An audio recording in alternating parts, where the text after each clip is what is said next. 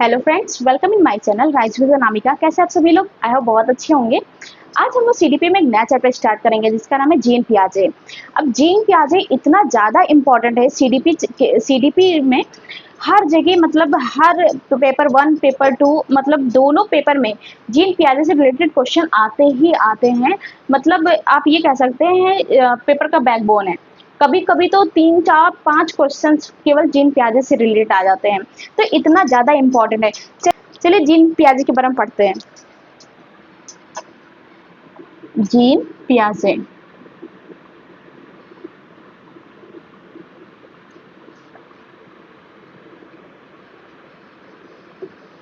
Gene पियाजे जो हैं, इनको जो है फादर ऑफ चाइल्ड साइकोलॉजी बोला जाता है। क्या बोला जाता है? फादर ऑफ चाइल्ड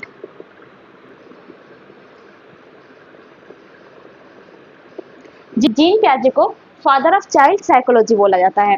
अब जीन पियाजे जो हैं, ये स्विट्जरलैंड के रहने वाले थे। कहाँ के रहने वाले थे ये? स्विट्जरलैंड के। जीन पियाजे स्विट्जरलैंड के रहने वाले थे। दूसरा, इन्होंने जो मेन फोकस किया था वो कॉग्निटिव थ्योरी पे किया था। किस पे किया था? कॉग्निटिव थ्योरी, मतलब कि संज्ञानात्मक विकास। संज्ञानात्मक विकास। अब जो जहाँ भी अगर कॉग्निटिव थ्योरी आता है, कहीं भी अगर कॉग्निटिव आ जाता है, तो आप इस चीज को समझ लीजिएगा कि वो बुद्धि से रिलेटेड है, आपकी माइंड से रिलेटेड। क्योंकि कॉग्निटिव का मतलब संज्ञानात्मक विकास मतलब माइंड से रिलेटेड चीजें वो पूछ रहा है। तो जो जीन पियाजे हैं, इनको फादर ऑफ चाइल्ड साइकोलॉजी बोला जाता है, क्योंकि इन्होंने मतलब जो है बच्चों पे रिसर्च किया था, बच्चे के विकास के लिए। तो इसलिए इनको फादर ऑफ चाइल्ड साइकोलॉजी बोला जाता है। ये स्विट्जरलैंड के रहने वाले थे और इन्होंने जो मेन फोकस था इनका, जो जीन पियाजे का जो फोकस था वो कॉग्निटिव थ्योरी पे था। इन्होंने कॉग्निटिव थ्योरी पे मेन फोकस दिया था। इन्होंने विकास के लिए साइंस का प्रयोग किया।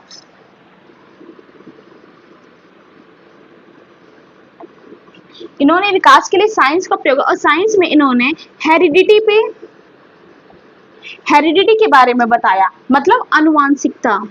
अनुवांशिकता ये बहुत मेन चीजें हैं। जो मेन चीजें हैं वो आपको बता रही हूँ कि क्वेश्चन पूछा जाता है। जैसे कॉग्निटिव थ्योरी किसने दी? तो जीन पियाजे ने दी। हेरिडिटी मतलब किसने जो है प्रयोग किया था? तो जीन पियाजे ने प्रयोग किया था। इस टाइप से ही क्वेश्चन जो है थ्योरी में बनते हैं। आपको एक लाइन पकड़नी है बस, कि जिससे आपको जो है उसका आंसर आप बता सकें। तो जीन पियाजे ने विकास के लिए जो है साइंस का प्रयोग किया। साइंस में उन्होंने हेरिडिटी के बारे में बताया। दूसरा, उन्होंने बोला कि जो बच्चे हैं उनको लिटिल साइंटिस्ट, मतलब वो बच्चों को लिटिल साइंटिस्ट बोलते थे। उन्होंने बताया कि जो बच्चे हैं वो एक नन्हे वैज्ञानिक हैं, मतलब लिटिल साइंटिस्ट है। अब उन्होंने ऐसा क्यों बोला कि बच्चे जो है लिटिल साइंटिस्ट हैं? तो इसके पीछे भी कारण था। वो कारण ये था कि जो इन्होंने बताया कि explore environment,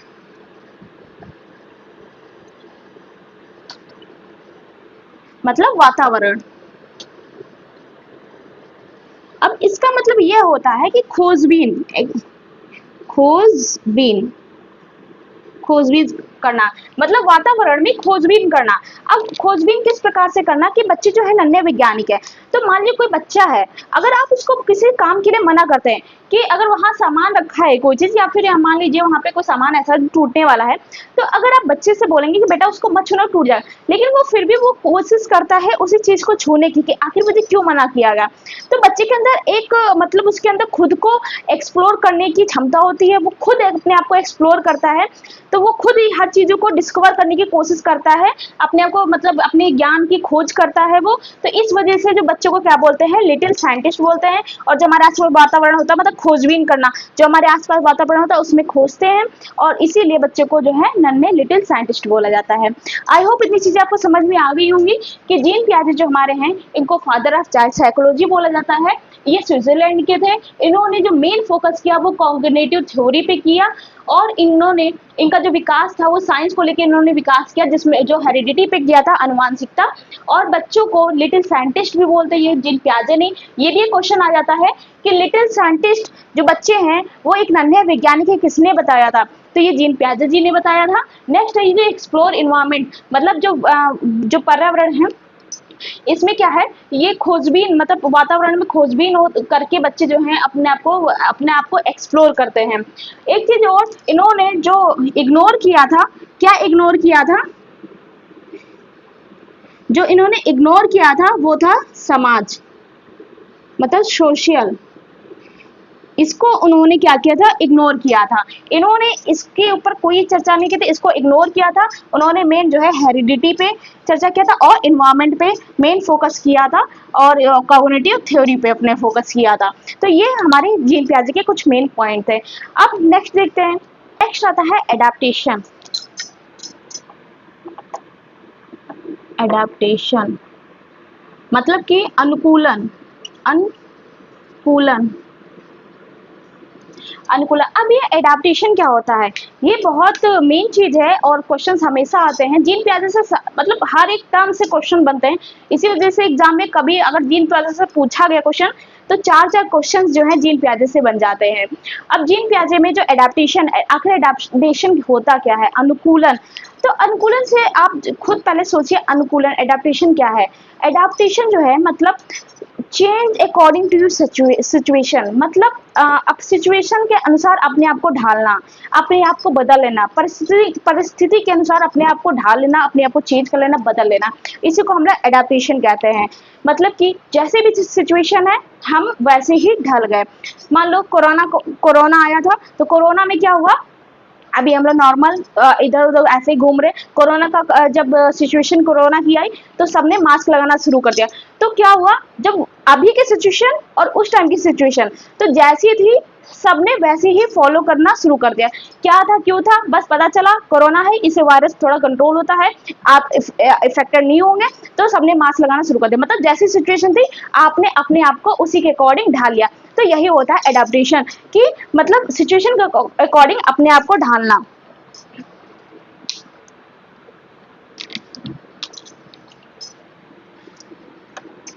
change according to situation, मतलब वातावरण के अनुसार अपने आप को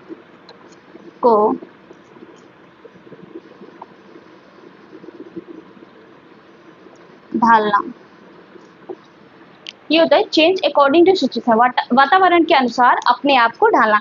अब जो ये एडाप्टेशन होता है ये 2 प्रकार से होता है।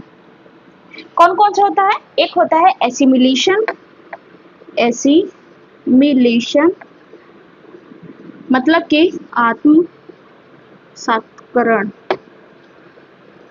आत्मसात्करण, एसिमिलेशन मतलब आत्मसात्करण। दूसरा है एकोमोडेशन,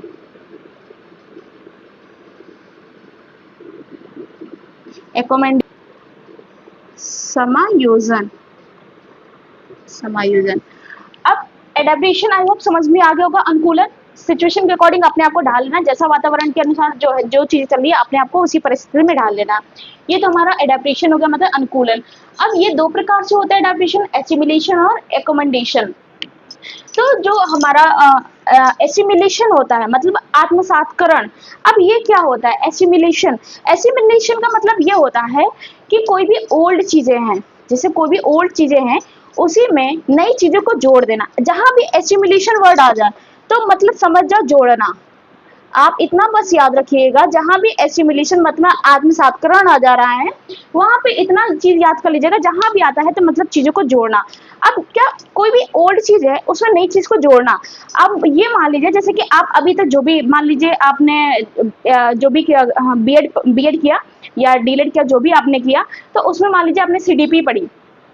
अब चाइल्ड डेवलपमेंट आपने पढ़ा, तो आपकी जो प्रीवियस नॉलेज थी अभी तक जो आपने पढ़ी, आपकी वो नॉलेज, फिर अभी आप जो कॉम्पिटिटिव की तैयारी कर रहे हैं, फिर आप जो उससे थोड़ा और डिटेल में पढ़ रहे हैं और चीजों को आप जान रहे हैं, तो आपकी जो प्रीवियस नॉलेज थी और जो आपकी अभी नॉलेज, तो वो तो आपकी प्रीवियस नॉलेज और नॉलेज हुई, और जो आप जो है उसी नॉलेज को क्या कर रहे हैं, जो अभी गेन कर रहे हैं उससे ज्यादा और कुछ नई चीजें जो आपको पता चली वो उसी में आप जोड़ दे रहे हैं। तो प्रीवियस और नई मतलब ओल्ड प्लस न्यू, तो पुरानी और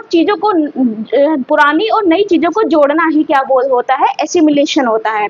तो आई होप एसिमिलेशन आपको समझ में आ गया होगा कि कोई भी जो चीजें होती हैं ओल्ड प्लस न्यू को जोड़ना, पुराने ज्ञान में आप ये कह सकते हैं कि पुराने ज्ञान में नए ज्ञान को जोड़ना जो है आत्मसात्करण कहलाता है। क्या कहलाता है? आत्मसात्करण कहलाता है। तो ये होता है हमारा एसिमिलेशन। अब एकोमेंडेशन क्या होता है? एकोमेंडेशन ये होता है कि आपके पास जो भी नॉलेज है उसी में उसको मॉडिफाई कर देना, मतलब चेंज कर देना।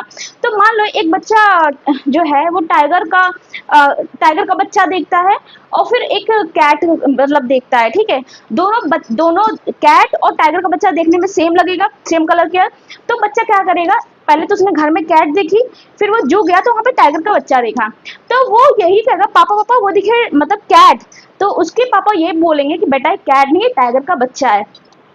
तो वो क्या होता है कि उसके जो नॉलेज थी, उसको अभी तक ये पता था कि जो उसके जैसे दिखती है वो सभी कैट हैं, तो उसके नॉलेज में क्या हुआ, मॉडिफाई कर दिया गया, वो चेंज कर दिया गया, उसको जो पता था उसमें उसको उस चीज को बदल दिया गया, मॉडिफाई कर दिया गया, वो होता है एकोमेंडेशन। मतलब कि जो भी उसके पुरानी चीज, जो भी चीजें जो उसको नॉलेज है उस चीज को मॉडिफाई कर देना, चेंज कर देना, उसे कहते हैं हम लोग accommodation. I hope assimilation, accommodation और एडॉप्टेशन ये आपको चीजें समझ में आ गई होंगी। बहुत बहुत ज्यादा इंपॉर्टेंट टॉपिक है, क्योंकि हमेशा बच्चे कंफ्यूज भी होते हैं, चीजें जल्दी समझ में नहीं आती हैं कि एसिमिलेशन एकोमेंडेशन क्या होता है। सिंपल सी चीज है, एसिमिलेशन ओल्ड प्लस न्यू मतलब पुरानी और नई चीज को जोड़ना। आप जैसे समझिए, पहले आप सीडीपी कुछ और पढ़ रहे थे, आप कॉम्पिटेटिव तैयारी करें तो आपको जो भी प्रीवियस नॉलेज थी और जो नई नॉलेज दोनों का हुई, दोनों जब एक में मर्ज हो गई आपको और ज्यादा ज्ञान हो गया, मतलब दोनों जुड़ गए, तो वो था एसिमिलेशन, पुराने ज्ञान में नए ज्ञान को जोड़ना।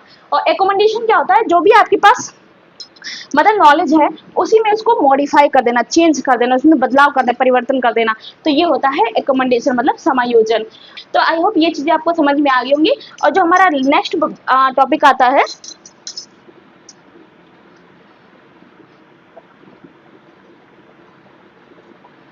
नेक्स्ट आता है स्कीमा। ये भी बहुत ज्यादा इंपॉर्टेंट टॉपिक है, क्योंकि इससे भी क्वेश्चन आता है कि स्कीमा क्या होता है।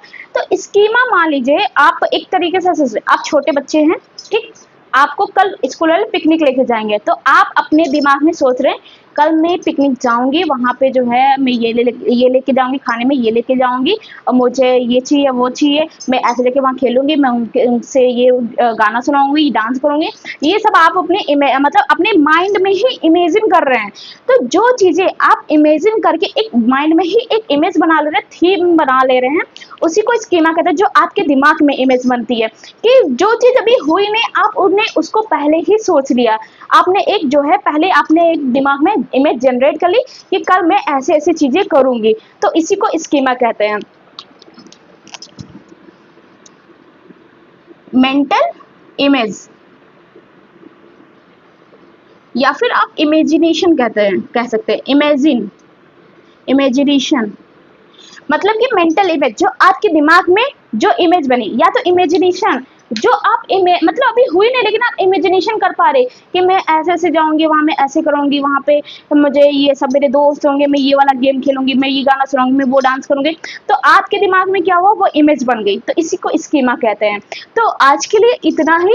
आई होप चीजें आपको समझ में आ गई होंगी कि जीन पियाजे के बारे में उन्होंने किस पे फोकस किया, उन्होंने क्या इग्नोर किया। ये भी क्वेश्चन आता है कि जीन पियाजे ने क्या इग्नोर किया, तो उन्होंने सोशल इग्नोर किया था, समाज को इग्नोर किया था। और एडाप्टेशन क्या होता है, एसिमिलेशन एकोमेंडेशन क्या होता है, स्कीमा क्या होता है। तो आई होप ये चीजें आपको समझ में आ गई होंगी। आज के लिए इतना ही। इसका नेक्स्ट पार्ट जो है कल हम लोग कंटिन्यू करेंगे, पियाजे थ्योरी पढ़ेंगे, जिसमें हम लोग सेंसरी मोटर ये सब चीजें जो है हम लोग उसमें आगे कंटिन्यू करेंगे। और जो वीडियो अच्छी लगी तो लाइक करिए, कमेंट करिए, चैनल को मैं सब्सक्राइब करिए। Thank you.